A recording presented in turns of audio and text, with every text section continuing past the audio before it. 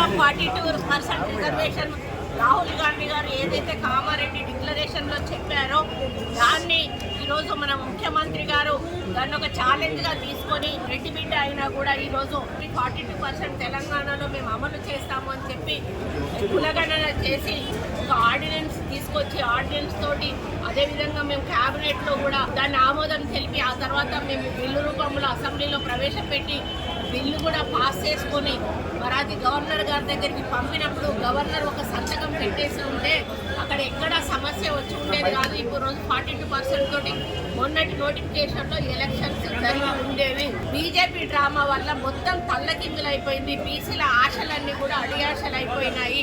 మరి వాళ్ళు అసెంబ్లీలో మద్దతు చెప్పారు, బయటికి పోయినాక తోక జాడిచ్చారు. మేము హైకోర్టులో వేస్తే హైకోర్టులో కౌంటర్ వేస్తారు, సుప్రీంకోర్టులో వేస్తే సుప్రీంకోర్టులో కౌంటర్ వేసి ఈరోజు ఆ బిల్లు పాస్ కాకుండా చేసి బీసీలకు అన్యాయం చేశారు. దీనికి ఎందుకు అడ్డుపుల్ల వేయాల్సిన అవసరం ఉన్నది అంటే బీసీలు మనుషులు కారా? బీసీల సంఖ్యకు వాళ్ళకు న్యాయం జరగొద్దా? సంఖ్యాపరంగా మాకు రావాల్సిన న్యాయం మాకు ఎందుకు రాకూడదు అని మన ముఖ్యమంత్రి గారు ఆయన ఫార్వర్డ్ క్యాస్ట్ అయినా కూడా ఆయన ఎంతో అభిమానంతో ప్రేమతోటి రాహుల్ గాంధీ గారి మీద ఉన్న గౌరవంతో కాంగ్రెస్ పార్టీ ఇచ్చినటువంటి ఒక డిసిషన్ తోటి ఆయన ముందుకు వెళ్ళినప్పుడు ఈరోజు మొత్తంగా ఈ యొక్క బీజేపీ బీఆర్ఎస్ ప్రభుత్వాలు దీన్ని అడ్డుపడి అమలు కాకుండా చేసినటువంటి ఘనత వాళ్ళకు దక్కుతుంది.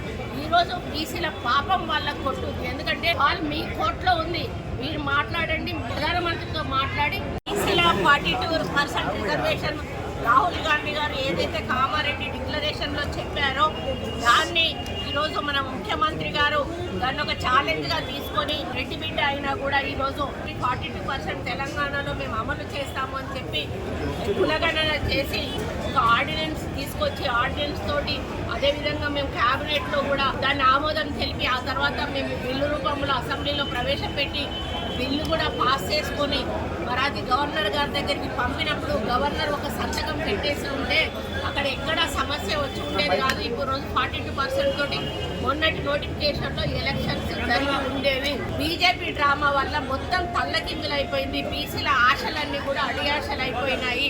మరి వాళ్ళు అసెంబ్లీలో మద్దతు చెప్పారు, బయటికి పోయినాక తోక జాడిచ్చారు.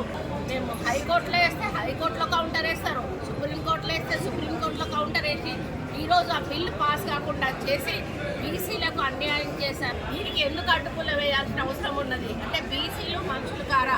బీసీల సంఖ్యకు వాళ్ళకు న్యాయం జరగొద్దా? సంఖ్యాపరంగా మాకు రావాల్సిన న్యాయం మాకు ఎందుకు రాకూడదు అని మన ముఖ్యమంత్రి గారు ఆయన ఫార్వర్డ్ క్యాస్ట్ అయినా కూడా ఆయన ఎంతో అభిమానంతో ప్రేమతోటి రాహుల్ గాంధీ గారి మీద ఉన్న గౌరవంతో కాంగ్రెస్ పార్టీ ఇచ్చినటువంటి ఒక డిసిషన్ తోటి ఆయన ముందుకు వెళ్ళినప్పుడు ఈరోజు మొత్తంగా ఈ యొక్క బీజేపీ బీఆర్ఎస్ ప్రభుత్వాలు దీన్ని అడ్డుపడి అమలు కాకుండా చేసినటువంటి ఘనత వాళ్ళకు దక్కుతుంది.